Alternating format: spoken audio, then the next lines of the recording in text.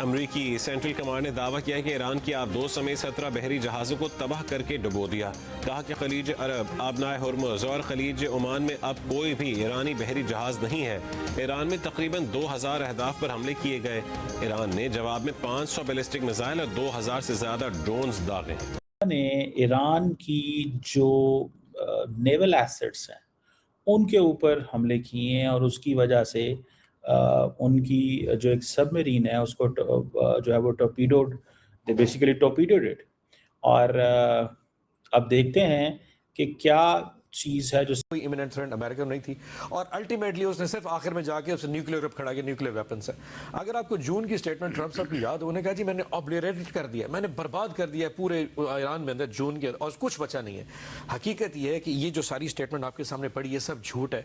Issues 3 थे और very frankly, एक तो मिड टर्म इलेक्शंस वो बहुत मजबूत है। वो नजर भी आ रहा है कि लीडरशिप का कोई वैक्यूम इस वक्त तक नहीं है, अगर खामनाई को शहीद भी कर दिया गया है। इस वक्त क्या सूरत हाल है? खबर आई थी कि जो खामनाई के साहबजादे हैं, मुतबा खामनाई साहब, उनका सामने आ रही है। फॉर एग्जांपल अगर आप ये देखें कि अमेरिका का सबमरीन पे हमला करना, कहा यह जा रहा है एज ऑफ माय अंडरस्टैंडिंग कि ये जो सबमरीन है ये इंडिया की मल्टीलैटरल मिलान 26 नेवल एक्सरसाइज में आई थी और ये वर्ल्ड वॉर 2 के बाद पहली दफा हुआ है कि यूएस सबमरीन जो है इसीलिए जहालत आ रही है। मेरी इस हुकूमत से दरखास्त है, हम 100 चापलूसी कर लें ट्रंप की, जब कभी उसका दिल आ गया ना कि इजराइल हम की हमारी तरफ मुंह करने आ रहा है, उस वक्त ट्रंप इजराइल को नहीं रोक सकेगा। आपको अपनी आज डिप्लोमेसी पे फैसला करना है कि आपने पाकिस्तान किधर लेके जाना है।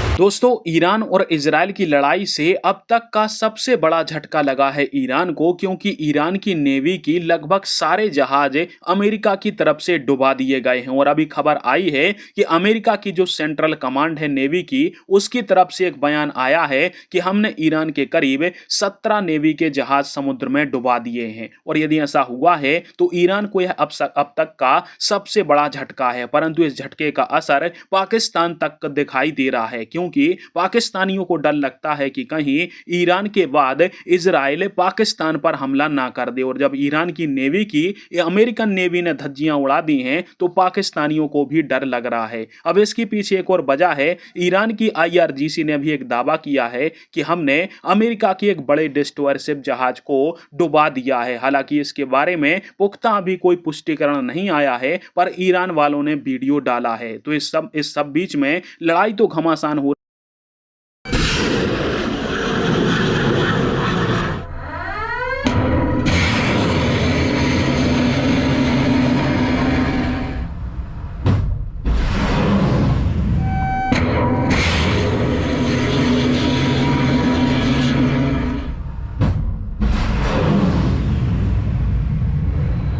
इस वक्त क्या सूरत हाल है? खबर आई थी कि जो खामनाई के साहबजादे हैं, मुतबा खामनाई साहब, उनका को मुंतखब कर लिया गया है, मगर फिर ये हुआ कि अभी तक कंफर्म नहीं हुआ है। क्या सूरत हाल है? बिस्मिल्लाहिर्रहमानिर्रहीम। बहुत शुक्रिया अपने प्रोग्राम में एक बार फिर शामिल करने के लिए। जैसे मैंने आपसे अर्ज की थी पहले इंटरव्यूज में भी, सारे ईरानी जानते थे कि इनके ऊपर अटैक होने वाला है। ये जो मुज़ाकरात थे ये सारे बहाने थे। मुझे भी पता था, हर ईरानी को पता था और सुप्रीम लीडर साहब को भी पता था।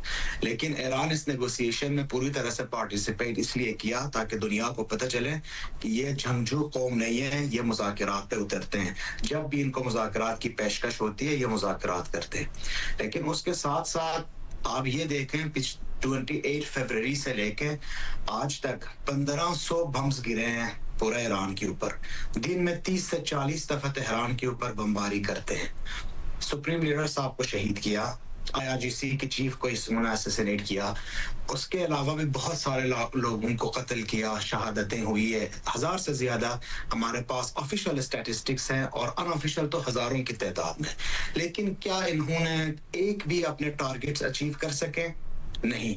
अभी आप ये भी चेक कर लें कि इन्होंने कहा था अगर हम अटैक करते हैं ईरानी अवाम को बचाने के लिए, और हमारे अटैक के बाद ईरानी अवाम सड़कों पर आकर रेजिम टॉपल करेंगे, चेंज करेंगे, लोग सड़कों पर आ गए, लेकिन अपने शहीद रहबर की शोक मनाने के लिए बाहर आए।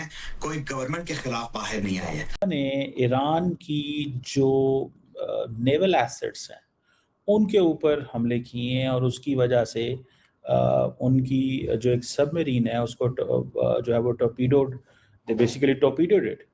और अब देखते हैं कि क्या चीज़ है जो सामने आ रही है। फॉर एग्ज़ाम्पल अगर आप ये देखें कि अमेरिका का सबमरीन पे हमला करना, कहा यह जा रहा है एज ऑफ माय अंडरस्टैंडिंग कि ये जो सबमरीन है ये इंडिया की मल्टीलैटरल मिलान 26 नेवल एक्सरसाइज में आई थी और ये वर्ल्ड वॉर 2 के बाद पहली दफ़ा हुआ है कि यूएस सबमरीन जो है उसने किसी दुश्मन की सबमरीन को डुबोया और वो भी विद टॉर्पीडो। अब कहा जा रहा है कि ये जो IRIS डेना जो थी ये नई शिप थी ईरानियन नेवी के अंदर और ये एक कहा जाता है कि मौज क्लास फ्रिगेट थी और तेहरान इसको डिस्ट्रॉयर कहता था। ये एक 48 हैवी वेट टॉर्पीडो जो मार्क 48 हैवी वेट टॉर्पीडो गया जिसने इस वेसल को डुबो दिया। और पेंटागन की ब्रीफिंग में भी उन्होंने बताया गया है कि ये जो है उसने ये सोचा कि इंटरनेशनल वाटर्स के अंदर ये सेफ है, but instead it was sunk by a torpedo और उसमें 80-82 लोग थे, 88 लोग थे, वो सारे के सारे जो हैं वो मारे गए हैं। That is something really really very big. और मुसलसल जो अमेरिकन फोर्सेस हैं वो टारगेट कर रही हैं और वो ढूंढ रहे हैं। ये this is one of the video जो कि उस वक्त आई और वो उसे पता चलता है। ये देखें आप, कोई इमिनेंट थ्रेट अमेरिका नहीं थी और अल्टीमेटली उसने सिर्फ आखिर में जाके उसने न्यूक्लियर वेपन खड़ा किया, न्यूक्लियर वेपन्स है। अगर आपको जून की स्टेटमेंट ट्रम्प साहब की याद हो, उन्होंने कहा जी मैंने ऑब्लिटरेट कर दिया, मैंने बर्बाद कर दिया पूरे ईरान में अंदर जून के और कुछ बचा नहीं है।